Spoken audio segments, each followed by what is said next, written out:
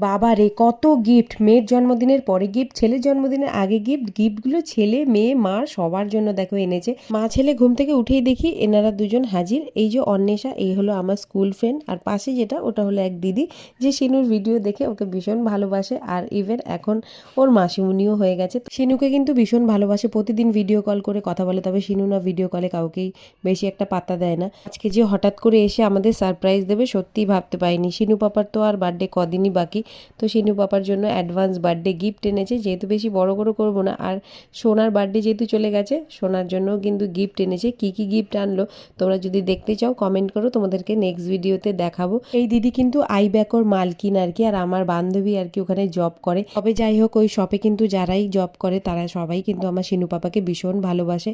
তো ওনারা আসার পর কিন্তু ওনাদেরকে কেক দিলাম সোনার বার্থডে। তারপরে একটু ডমিনোস থেকে অর্ডার করেছিলাম পিৎজা, গার্লিক ব্রেড, সেগুলোই আমরা সবাই মিলে একটুখানি এনজয় করে খেলাম, গল্প করলাম, শিনুকে আদর করলো। তারপরে চলে আসলাম পার্লারে। আর এই টাইমে শিনু পাপার একটু জ্বর ছিল, তাই ও ঘ্যান ঘ্যান করছিল। আমার বান্ধবী যাবে ঘুরতে, তাই মায়ের কাছে একটু হেয়ার কাটিং করে নিল। তো তোমরা গিফটগুলো দেখতে চাইলে কমেন্ট করো, নেক্সট ভিডিওতে দেখাবো। তো চলো, আজকে ভীষণ ভালো লাগলো।